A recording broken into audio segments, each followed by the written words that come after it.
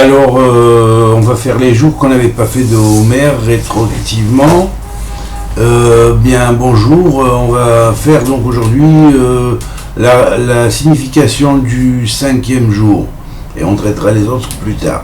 Alors déjà, le 5e jour de Homer, c'est un jour qui est lié donc dans le Shem, le fameux Shem Mbet au Tiot avec les 42 lettres qui sont liées à cette fête de Homer, c'est-à-dire d'ascension progressive de 49 degrés.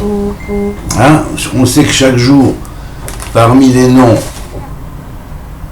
il y a une lettre, donc il y a donc 6 lettres dans le premier nom, et comme vous pouvez voir, chaque jour il y a une lettre.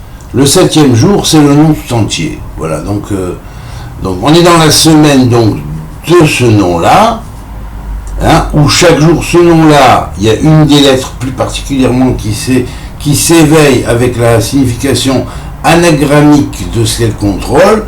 Et le 7e jour, il y a donc la totalité du Shem qui s'illumine de toutes ces lettres.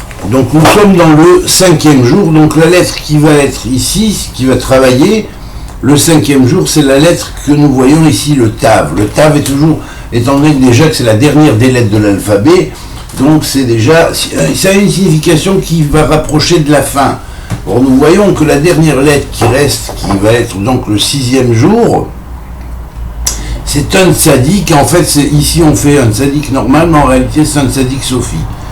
Et Sophie, c'est-à-dire tzaddik Sophie comme dans Arès. Mais on peut le mettre aussi en tzaddik normal comme dans Tzedek.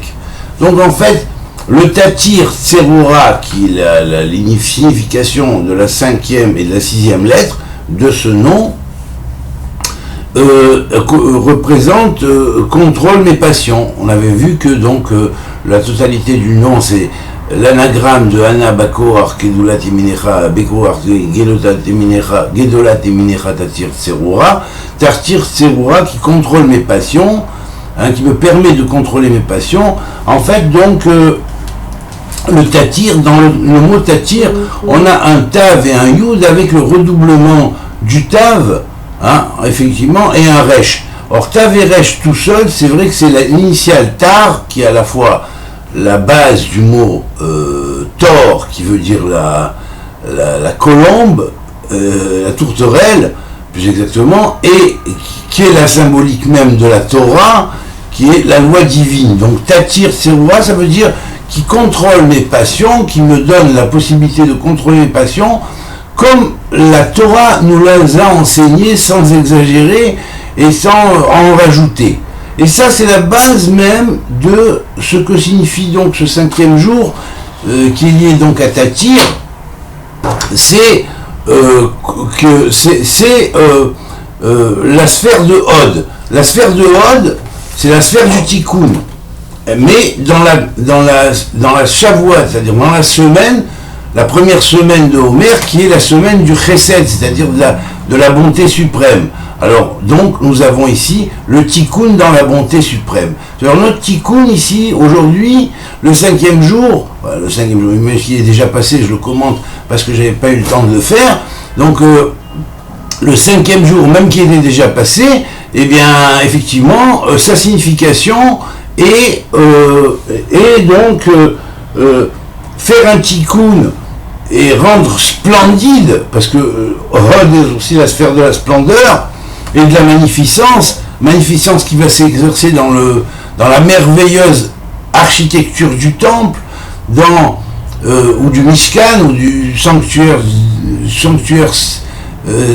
qu'ils ont construit dans le désert, ou encore dans le service du temple, lorsque les Kohanim et les Lévi'im chantaient, eh bien, toutes ces splendeurs-là qui va représenter symboliquement aussi la musique des sphères et qui va être l'imitation de la plénipotentialité de l'espace-temps d'en haut, qui va se concentrer en bas pour donner la possibilité à notre espace-temps qui est isolé de trouver son affermissement et de trouver en même temps l'ouverture vers un monde qui va être le monde du Tikkun, puisque les prêtres, la voix des vrais prêtres qui était la voix des prêtres de Bnei Tzadok en particulier, était d'enseigner comment faire les propres sacrifices de soi-même avant même d'apporter des animaux à la place. Ça, c'est des rites, ça a été mis par la suite, mais ça se faisait très peu, mais à l'origine, quand il y avait les premiers Kohen, les vrais, hein, les Kohanim de Bnei Tzadok, qui avaient été choisis par la lignée de David et de Salomon, eh bien, évidemment, il y avait donc attendez, je trie mes feuilles de façon à expliquer un petit peu aussi après je cherche le Resh. Voilà. Voilà. Donc, il y avait évidemment le devoir d'enseigner aux êtres humains comment contrôler les bêtes intérieures qu'en fait ils auraient dû amener, si c'était des bêtes extérieures, sur l'autel des sacrifices pour les sacrifier à leur place. Mais l'idéal réel de la Torah et des Hébreux et des enfants d'Israël, avant tout, ça n'était pas de l'unité du royaume d'Israël, ça n'était pas de faire des sacrifices simplement rituels et de tuer des animaux, parce que les Kohanim n'auraient certainement pas eu la possibilité, avec les Lévites, de consommer toutes les chairs qui normalement, selon la Torah, des animaux étaient seulement permises de manger par les Kohanim et les Lévites. Donc là, comme c'était pas des grands carnassiers spécialement, ça annule déjà l'idée que quand tout Israël montait pour faire les processions et chacun amenait son bœuf ou son taureau ou sa tourterelle et tout ça, d'éviter de croire que c'était qu'un niveau matériel, parce que si on croit que c'est un niveau matériel, on passe à côté de la plaque. Donc le niveau matériel est venu après, quand les Kohanim qui sont venus après sont pris la force au temple, et que les Kohanim Bnei Tzadok ont été obligés, fils de Tzadok, ont été obligés, malgré que c'était les Kohanim admis selon le royaume de David et de Salomon, et que c'était les prêtres qui reviendront à la fin des temps dans le troisième temple, qui ne sera pas que matériel, qui sera avant tout spirituel, hein, et les sacrifices seront avant tout spirituels, eh bien, ces Kohanim Bnei Tzadok, quand ils sont partis du temple, c'est parce que finalement, on a fait des pressions dessus jusqu'à ce que, à la fin, ils prennent les archives du temple, ils s'installent à Qumran dans le fief, si on pourrait dire, de toutes les communautés sadducéennes, tzadokiennes, disons, de Tzadok et esséniennes qui les ont suivis et qui se sont installés comme toutes les communautés qui étaient autour de Qumran, comme le témoignent les écrits de Qumran finalement. D'accord, lorsqu'on les approfondit un petit peu. Donc ils avaient une loi, déjà, ils la connaissaient, la loi, elle était fermée, hein, et ça c'était l'ancienne loi telle qu'elle était pratiquée à l'époque du temple, depuis David et Salomon, approuvé avec le sceau divin. Donc après, s'il y a eu des changements, c'est un autre problème. Donc nous sommes là dans ce travail-là de Hod, c'est-à-dire rectifier, faire le tikkun de ce qui est en plus et rejeter ce qui est en plus, parce que t'attires Tseroura, ça veut dire limite ta passion. Attention, parce que sinon tu vas en rajouter, mais l'excès de zèle, c'est pas bon non plus, parce que ça peut conduire à la superstition, fanatisme et à d'autres choses. Donc, contrôle-toi comme Hachem contrôle les choses, et qu'il veut que sa création soit équilibrée. Il a donné la Torah pour ça. Donc avec cette Torah, on a suffisamment d'indications sur ce qu'il faut faire et ce qu'il ne faut pas faire. C'est pas la peine d'en rajouter. Voilà. La Torah, on vit avec, on s'étouffe pas. Voilà, donc quand nous sommes dans ce mot de Tatir, Tseroura, c'est-à-dire quoi? C'est-à-dire que maintenant, on va aller vers la liberté et en même temps le contrôle de la passion excessive. Hein? Dans le zèle des fois de vouloir servir un peu trop, ben c'est sur le zèle là que le Yetzer Hara prend, parce qu'il rajoute le méod en plus, et ce méod en plus il est en trop. Voilà. Alors bien sûr, on va donc définir que derrière ce satyre, il y a plusieurs noms qui entrent en jeu de Hachem, et ces noms-là, bon donc ben on va les voir plus ou moins, hein, et puis voilà. Donc on a par exemple les noms de Kvir, qui veut dire puissant, tout puissant, hein.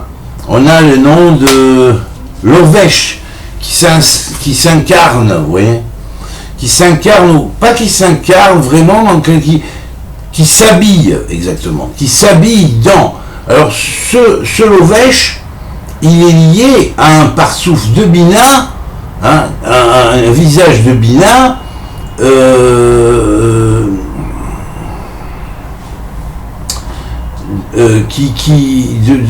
de la Bina, c'est-à-dire l'intelligence, lorsqu'elle rentre précisément dans l'habillement au travers des sept séphirotes inférieures, comme ça a été le cas de Ésaü, par exemple, qui lui avait la fonction de Lovesh dans les 7 niveaux inférieurs, mais que sa tête qui était liée à la sphère de Bina contenait l'âme de David à l'intérieur. C'est d'ailleurs la raison pour laquelle on dit David était ressemblé à la fois à Yaakov et à Esav, et il est né durant le signe du Gémeaux, qui était même le signe sous lequel la Torah a été donnée, le 6 Sivan, donc le 6 Sivan, parce que le Vav conjonctif symbolique, c'est ce qui permet de faire l'unité entre les deux Achim, le Ach et David, avec la lettre d'Adet de David, ça fait Ehad. En fait, c'est ça. En fait, Ésaü n'était pas complètement un mécréant. Il a fait des choses mauvaises, mais les choses mauvaises qu'il a faites, et je dois le justifier parce que quand même c'est le fils de Rivka et de Yitzhak, donc de ce fait, il faut bien dire quand même que l'étincelle sainte qui contenait déjà, c'est une raison pour laquelle certains ne devraient pas dire « Ouais, Ésaü, tu sais, Ésaü, c'est lui, c'est le mal. » Non, Ésaü, c'est le mal sacré qui s'est incarné sur terre, qui avait mission divine de détruire tous les méchants qui étaient sur terre, entre autres Nemrod et toute sa bande. Il n'a pas pu arriver jusqu'à Lavan, et là, c'est Yaakov qui a fait le tikkun pour Lavan, qui s'est occupé de Lavan. Et donc, si Ésaü n'est pas pu arriver jusqu'à Lavan, c'est parce qu'il ne connaissait pas, lui, en tant que guerrier, comment maîtriser le mage. Le mage est plus fort que le guerrier, c'est connu dans toutes les traditions, hein, parce qu'il maîtrise certains arts occultes qui font que le guerrier ne pèse pas devant, s'il n'a pas l'aide d'un autre mage blanc, positif, et qui aide. Alors donc, à ce moment-là, le mage, lorsqu'il a été maîtrisé par Yaakov, en fait, quand Ésaü vient se présenter à Yaakov à Ésaü, et qu'il a reçu la bénédiction de l'ange même d'Ésaü, c'est-à-dire le principe davidien qui viendra s'incarner dans la lignée de Yaakov, c'est-à-dire dans la lignée des enfants d'Israël, hein, et l'ange lui donne la bénédiction, il appelle Israël parce qu'il a réussi à faire cette chose-là, à lutter avec des forces terribles, de façon à acquérir cette chose-là. Et bien à ce moment-là, Ésaü vient, il est tout gentil vers Yaakov, il a fait tchouva réel, hein, et puis en plus il faut les enlever aussi, parce qu'il a fait vraiment tchouva, sinon c'est qu'on ne croit pas que David est le maître de la tchouva. Voilà, alors donc mettre en doute ces choses-là, c'est mettre en doute que David est le maître de la tchouva, et que David se trouvait dans la tête de Ésaü, et c'est la raison pour laquelle, lorsque Yaakov est arrivé, il a fait 1, 2, 3, 4, 5, 6, 7 fois, et pas la 8e, parce que la 8e, il a reconnu qu'il y avait l'étincelle de David en haut dans la tête de Ésaü. Donc ça veut dire quoi? Ça veut dire que, effectivement, la mission d'Ésaü était de le Lovesh, ou le principe Lovesh, qui allait s'incarner précisément à l'intérieur même d'Ésaü. C'est cette mida divine qui s'est incarnée pour exercer la justice divine contre les méchants qui ont fait les méchancetés. Voilà. Et que, entre autres, Nemrod qui a créé la confusion des langues, et à cause duquel tout le gouvernement d'ordre mondial, le nouvel ordre mondial qu'il y avait de l'époque, et ben c'est ce qu'ils ont fait, c'est le produit de Nemrod, tout ça. Aujourd'hui, c'est la continuité. Alors donc, voilà, donc ça, Ésaü, il est venu pour nettoyer ça. Et puis derrière ça, il y avait David Améler, le roi David qui est la lignée du Messie. Donc voilà. Et ensuite on a Lokéar. Pourquoi il est appelé Lokéar? Il est appelé Lokéar parce qu'il monte.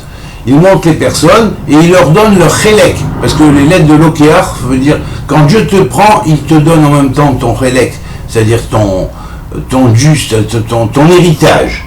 Alors c'est pour ça qu'on dit Kol Israël yesh lahem helek leolam haba, et ce helek leolam haba, il vient de la tribu qui est appelée Lokéar, qui est dans la base des lettres symboliques qui sont à l'intérieur des lettres selon l'alphabet intérieur dont le Zeir Anpin a hérité et le petit visage a hérité de l'ancien des temps.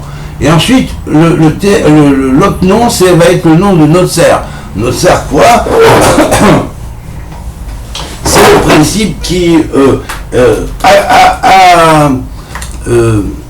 étant qui construit, hein, et donc au travers même de cette construction, de cette formation, il y a toujours un côté fermé, mais ce côté fermé, il est ésodique et fondamental, hein, mais il vient de ce qu'on appellerait le tiferet, c'est-à-dire la tiferet, c'est-à-dire la beauté du royaume, du Yesod, du Yesod, et donc cette beauté du Yesod va influencer cet attribut de Notsar, et cet attribut-là va, dans l'étroitesse, recevoir une illumination par le biais de ce qu'on appelle Toldot Yaakov, Yosef. Yosef qui est lié à la sphira de Yesod, donc va représenter cet attribut de Notsar, et en même temps cet attribut qui est lié donc aux lettres du nom correspondant à Tatir aujourd'hui. Alors donc voilà, donc ensuite nous avons effectivement que Dieu est appelé aussi Eizouz, c'est-à-dire parce qu'il est la beauté, il est le chéri de toute la création, que toute la création aime.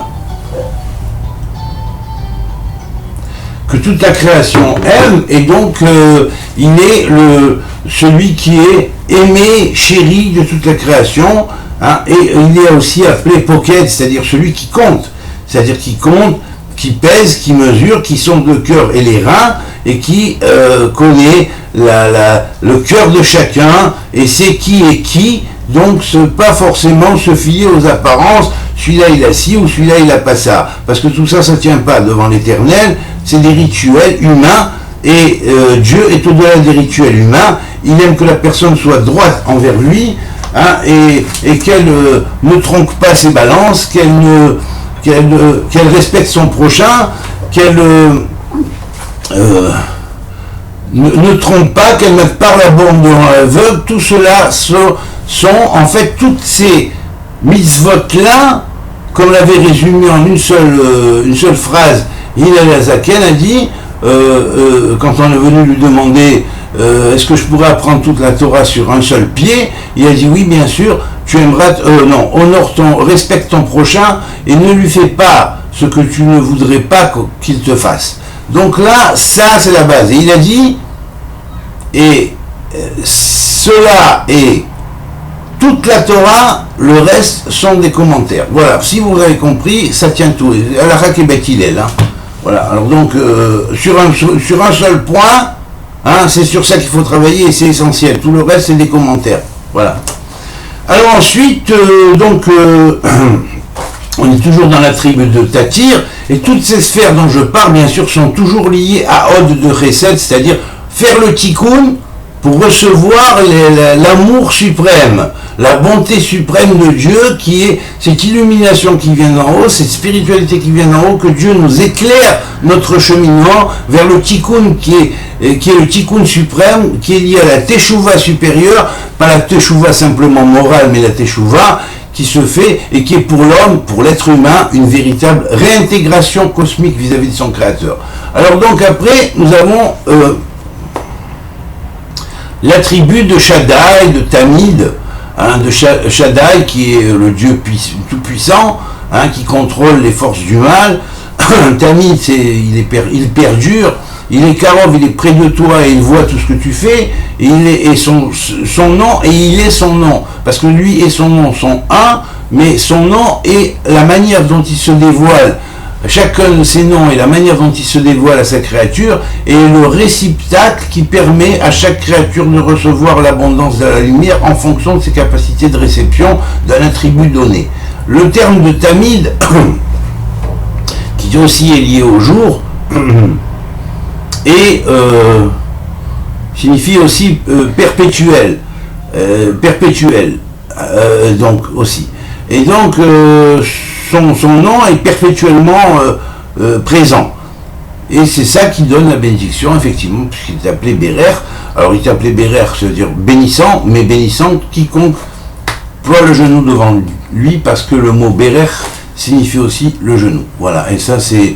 Il faut se référer au cours que j'ai donné sur le Bahir, Sefer HaBahir, sur le livre de l'éclat. Voilà, alors on a terminé pour aujourd'hui de parler de la signification de ce 5e jour de l'Omer, et puis voilà, on continuerait pour le 6e et 7e jour. À bientôt mes amis, que ça vous profite et que Dieu vous aide. Kol Touv.